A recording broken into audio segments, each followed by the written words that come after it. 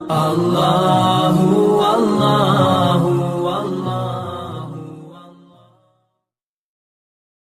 حضرت عمر فاروق فرماتے ہیں ان کے انتقال کو 3 دن ہوئے تھے، میں مسجد نبوی میں بیٹھا تھا، 2-3 چھوٹی چھوٹی بچیاں آ گئی، کہنے لگی چاچا آپ خلیفہ بنے ہو؟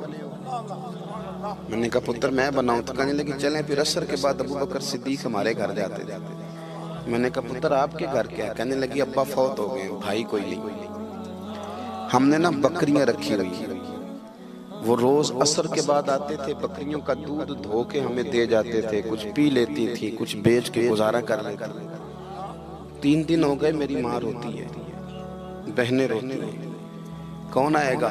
چاچا چلو گے؟ تو حضرت عمر کی تو داڑھی پھٹ گئی آنسوں سے، چادر اٹھا کے کندھے پہ رکھی، بیٹیاں آگے آگے، عمر پیچھے پیچھے۔ ایک صحابی رستے میں ملے، عمر کہاں جا رہے ہو روتے ہوئے؟ عمر اور روئے، کہنے لگے یار کیا بتاؤں، ابو بکر صدیق رستہ بڑا مشکل کر گیا میرے لیے، اس کے رستوں پہ چلنا اتنا کٹھن ہے، اتنا مشکل ہے۔ بھئی کچھ ضروری ہے کہ 2 لاکھ روپے ہی کسی کو دیں گے تو خدمت ہوگی؟ تو کسی کا آٹا ہی پسوا دے، جا کسی کو جا کے شہر سے دوائی لا کے دے دے، کوئی تو ڈیوٹی کرنا، یہ ہمیں حضرت ابو بکر صدیق نے سکھایا۔ تو کچھ نہیں کر سکتا تو مسجد میں جھاڑو تو دینا، میرے بھائی کچھ تو۔ آپ اس محفل کا مہمان خصوصی کون ہے؟ میں تو آیا ہوں چلا جاؤں گا۔ اس محفل کا مہمان خصوصی وہ ہے جس نے محفل سے پہلے یہاں جھاڑو دیا، جس نے یہاں دریاں بچھائیں، اس کی فوٹو بھی نہیں آنی بیچاری، وہ شاید پیچھے رہے۔ بڑے خاص لوگ ہوتے ہیں، کیمرے کی آنکھ انہیں دیکھے نہ دیکھے، رب رسول انہیں دیکھتے، اللہ رسول کی یہ نگاہ کرم میں رہتے۔ حضرت ابو بکر صدیق رضی اللہ تعالیٰ عنہ نے نیکی کے، خیر کے اہداف طے کیے، اس ہدف پر انہوں نے زندگی گزاری۔ تیسری بات، انہوں نے نا اپنا مال خرچ کیا اسلام کے لیے۔ اپنا کمایا ہوا مال خرچ کرنا خاصا مشکل کام ہے، آسان نہیں ہوتا، اور اگر آپ نے جائز طریقے سے مشقت کے ساتھ پیسہ کمایا تو خاصا مشکل لگتا ہے اس کو خرچ کرنا۔ حضرت ابو بکر صدیق رضی اللہ تعالیٰ عنہ نے مال خرچ کیا، اور کس طرح خرچ کیا کہ جب حضور نے اشارہ کیا، جب اشارہ کیا، مسجد نبی بننے کی بات آئی تب بھی خرچ کیا، جہاد کی بات آئی تب بھی خرچ کیا۔ حالات اوپر نیچے ہوتے رہتے ہیں، جنگ میں حضور نے اعلان کیا تو حالات کچھ زیادہ مؤثر نہیں تھے صدیق اکبر کے، تو حضرت عمر کہتے ہیں اس دن میں نے سوچا آج میں نے آگے گزارنا، تو میں آدھا مال لے آیا گھر سے۔ کتنا؟ زکوٰۃ کتنے فیصد ہے؟ بول کے بتائیں، جوان کیوں نہیں بولتے؟ کتنے فیصد؟ زکوٰۃ 2.5% ہے، 2.5%، 100 میں سے 2.5 روپے۔ حضرت عمر کتنے لے آئے؟ 50 روپے 100 میں سے۔ یہ بڑا مشکل کام ہے، 2.5% دیتے ہیں تو لوگ کئی حساب کرتے ہیں، اور 50% یعنی آدھے پیسوں کو تھوڑا نہ سمجھیں آپ۔ حضرت عمر بہت زیادہ پیسے لے کے آئے، 50%، گھر کی ہر شے آدھی کر کے لے آئے۔ اور آپ فرماتے ہیں میرے حالات بڑے اچھے تھے ان دنوں، اور ابو بکر صدیق کے معاملات کا مجھے پتہ تھا، تو میرے دل میں خیال آیا کہ آج نہ میں نے ابو بکر سے آگے گزر جانا۔ کہتے ہیں جا کے میں نے مال رکھا، اتنی دیر میں صدیق اکبر بھی آ گئے۔ کہتے ہیں جواب تو چلو جو ہونے تھے وہ ہونے ہی تھے، حضور نے جو دونوں سے سوال پوچھے نا، ان سوال ہی بڑے انفرادی تھے۔ مجھ سے حضور نے پوچھا کیا لے کے آئے ہو؟ ادھر دیکھو جوانوں، کیا لے کے آئے ہو؟ میں نے عرض کی حضور آدھا۔ مجھ سے پوچھا کیا لے کے آئے ہو؟ میں نے کہا حضور آدھا لے آیا ہوں۔ پھر غور کرنا، پوچھا کیا لائے ہو؟ اور ابو بکر صدیق سے پوچھا گھر کیا چھوڑ کے آئے ہو؟ آپ دیکھیں سوالوں میں ہی فرق ہے، مجھ سے پوچھا جا رہا ہے کیا لائے ہو، اور ان سے پوچھا کیا، اور ان کا جواب بھی بڑا انوکھا ہے۔ اس سوال کا جواب تھا حضور کچھ نہیں چھوڑا، سارا لے کے آیا ہوں۔ جواب یہ تھا، آپ سوال پوچھتے ہیں نا کہ ختم ہو گیا کھانا، تو کہتے نہیں ختم ہو گیا۔ حضرت صدیق اکبر سے پوچھا کیا لائے ہو، کیا چھوڑ کے آئے ہو؟ انہیں کہنا چاہیے تھا کچھ بھی نہیں۔ حضور نے فرمایا کیا چھوڑ کے آئے ہو؟ کیا جواب ہے، کیا حسن ہے، گویا وہ کہہ رہے ہیں کہ ہم کو لاوارث تو نہیں نا بھئی، کیا چھوڑ کے آئے ہو؟ تو عرض کرنے لگے حضور گھر بڑا ہوا ہے، اللہ بھی چھوڑ آیا ہوں، اللہ کا رسول بھی چھوڑ آیا ہوں، رب رسول کا نام ہے نا میرے گھر میں۔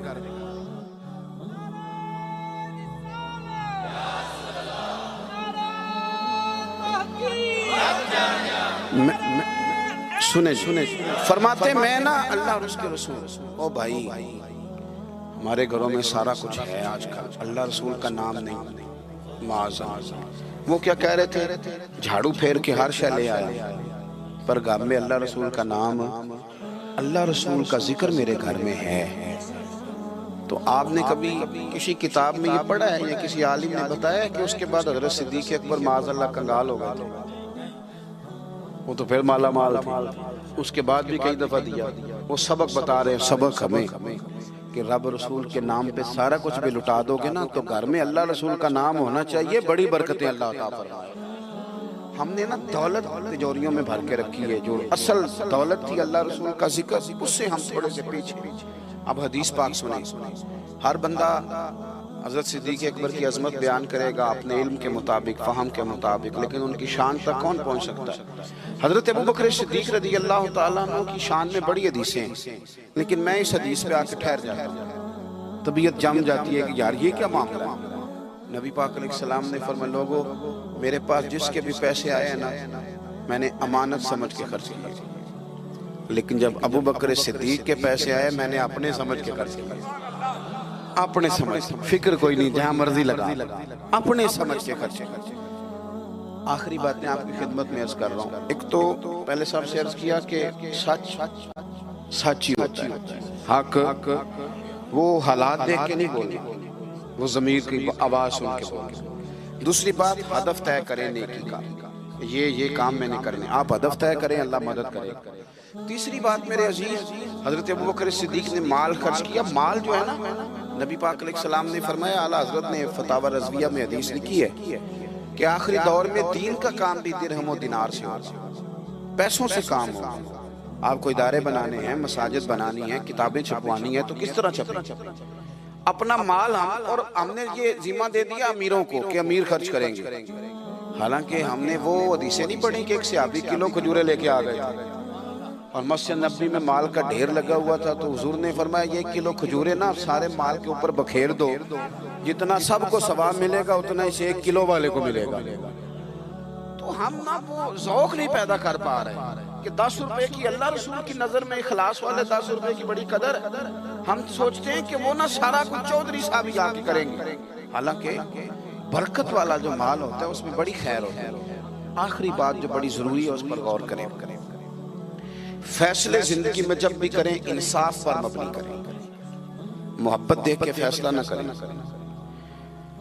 محبت اور ہوتی ہے، قابلیت اور ہوتی ہے، مجھے پر ہونا یہ فطری بات ہے، لیکن اس کا قابل ہونا یہ ایک الگ بات۔ ہر باپ کو اپنے بیٹے بیٹی سے محبت ہوتی ہے، یہ فطری تقاضا ہے، لیکن وہ قابل بھی ہو یہ ضروری نہیں ہوتا۔ حضرت صدیق اکبر کے اپنے بیٹے موجود تھے، وہ جاتے وقت کسی کو بھی خلیفہ بنا دیتے، موجود تھی ان کی اولاد، مسلمان تھی، کلمہ پڑھتی، صحابی تھے، 4 نسلیں صحابی حضرت صدیق بنا سکتے تھے نا۔ اور حضرت عمر نے تو کبھی ایسا نہیں کیا کہ تحفے بھیجے ہوں، دوستی بڑھائی ہو، بلکہ وہ تو کہتے ہیں کہ ہماری تو نیکیوں میں آگے گزرنے کی دوڑ ہی لگی رہی ساری، معاملہ دوڑ میں رہا۔ لیکن حضرت ابوبکر کا فیصلہ دیکھیں، جب وقت وصال آیا آپ نے فرمایا عمر کو بلاؤ، ساری چیزیں وصیتیں نصیحتیں کی، سب کچھ حضرت عمر کے سپرد کیا۔ لوگوں نے کہا کہ ابوبکر صدیق یہ تو بڑے سخت آدمی ہیں، آپ ایک سخت گیر آدمی کو بنا کے جا رہے ہیں۔ تو نبی پاک صلی اللہ علیہ وسلم کے غلام نے کیا جواب دیا؟ فرمانے لگے میں اس وقت دنیا سے جا رہا ہوں، اس موقع پہ بڑا جھوٹا آدمی بھی سچ بولنے لگا، میں جب اللہ رسول کی بارگاہ میں جاؤں گا تو مجھ سے پوچھا جائے گا کہ امت کے بارے میں کیا فیصلہ کر کے آئے ہو، تو میں کہوں گا امت میں جو سب سے بہترین تھا اسے امت کا سربراہ بنا کے آیا۔ ہم لوگوں نے نا فیصلے میرٹ میں نہیں کیے، کبھی الیکشن ہو رہے ہیں، فلاں کام ہو رہا ہے، ووٹ کس کو دینا ہے، کہتے ہیں ساری برادری ادھر ہے۔ برادری کو چھوڑیں، یہ بتائیں سچ کدھر ہے، حقیقت کدھر ہے؟ وہ کسی اور برادری کا بندہ الیکشن لڑ رہا ہے تو وہ بندہ اگر ٹھیک ہے تو ٹھیک ہے، پھر آپ برادری نہ دیکھیں، پھر تو شخص دیکھیں کہ وہ صحیح جا رہا ہے۔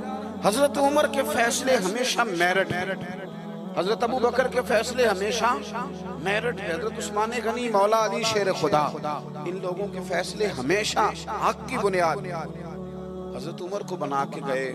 میں نے دوستوں سے کہا تھا اس سال میں نے کہا تھا کہ حضرت عمر کے حالات پر زیادہ کتابیں ہیں, ان کے واقعات زیادہ ہیں, چونکہ انہیں وقت زیادہ ملا نا 10-11 سال. حضرت ابوبکر صدیق کو تو 2 سال ملے, لیکن ان کی خلافت کو مضبوط حضرت ابوبکر صدیق نے کیا. سارے فتنوں کا سر کچل کے خلافت سجا سوار کے حضرت عمر کو دی. اب یہ جو حضرت عمر نے اتنی پھیلا دی خلافت اور اتنا بڑا کام کر دیا دین کے لیے کہ 24 لاکھ مربع میل پہ پھیل گیا سارا کچھ, تو حضرت سیدہ عائشہ صدیقہ رضی اللہ تعالیٰ عنہ کہتی میری گود میں سر تھا مدینے والے حبیب کا, اور آسمان پہ ستارے نور بھرے چمک رہے تھے. میں نے عرض کی حضور آسمان کے ستاروں کے برابر بھی کسی کی نیکیاں ہیں. اب حضرت عائشہ کا عقیدہ بھی سمجھے, انہیں پتہ ہے کہ نبی کریم کو پتہ ہے کہ آسمان پہ ستارے گرے, اور کوئی امتی چھپ کے بھی نیکی کرے تو حضرت عائشہ جانتی ہیں کہ اس نیکی کو بھی مدینے والے جانتے ہیں. کہا کسی کی اتنی نیکیاں بھی ہیں جتنے آسمان پہ ستارے ہیں, تو حضور نے فرمایا ہے نا. حضرت عائشہ بڑے تجسس میں تھی, خیال تھا شاید میرے والد کا نام لے. کس کی؟ تو حضور نے فرمایا فاروق اعظم. بیٹیوں کا باپ سے پیار, تو کہتے میں نے فوراً عرض کی حضور میرے والد کا کیا حال ہے, ان کا بھی تو عالم بتائیں نا. تو نبی پاک نے فرمایا عائشہ عمر کی زندگی بھر کی نیکیاں ہوں تو ابو بکر کی ایک نیکی کا مقابلہ نہیں کرتی. اب بات کو سمجھے کہ کتنا مضبوط ہے وہ شخص, کتنا مضبوط ہے کہ حضرت فاروق اعظم رضی اللہ تعالیٰ عنہ کے خیر کے کاموں میں بھی درجہ جناب صدیق اکبر کا زیادہ ہے. ہدف طے کریں, مہربانی کریں زندگی کو ضائع نہ کریں. لمحات بڑے ضائع ہو گئے, اور ثابت کرنے کی بھی کوشش نہ کریں کہ ہم صحیح چل رہے ہیں. ہم چلتے رہیں, وقت خود بخود ثابت کر دے گا. وقت ثابت کر دیا کرتا ہے کہ جناب یوسف بے گناہ بھی ہیں اور سچے بھی ہیں, اور وقت ثابت کر دیا کرتا ہے کہ وہ مصر کے جیل خانے کے نہیں, مصر کے تخت کے وارث ہیں. تو آپ کام کریں, کوشش کریں, دین کے لیے آگے بڑھیں. آپ لوگوں کی فلاح کے لیے, وطن کی فلاح کے لیے حضرت صدیق اکبر رضی اللہ تعالیٰ عنہ نے ہمیں کہا کہ ڈھونڈ کے نیکی کرو, جو تم سے ممکن ہو سکے وہ خیر کا کام کرو. دعا کرتا ہوں جو میں نے کہا ہے اللہ اسے قبول فرمائے. آپ لوگ بیٹھے جی, کس نے اٹھایا؟ تشریف رکھیے. اور جہاں ہم گفتگو کے دوران بھول گئے اللہ ہمیں معاف کرے. محفلیں ہوتی ہیں نظریات کی, سرکار کے نام کی, شخصیات کی نہیں ہوتی. یہ محفل میرے نام کی نہیں, حضرت صدیق اکبر کے نام کی. تو میں نے جیسے عرض کیا کہ مسافر ہیں.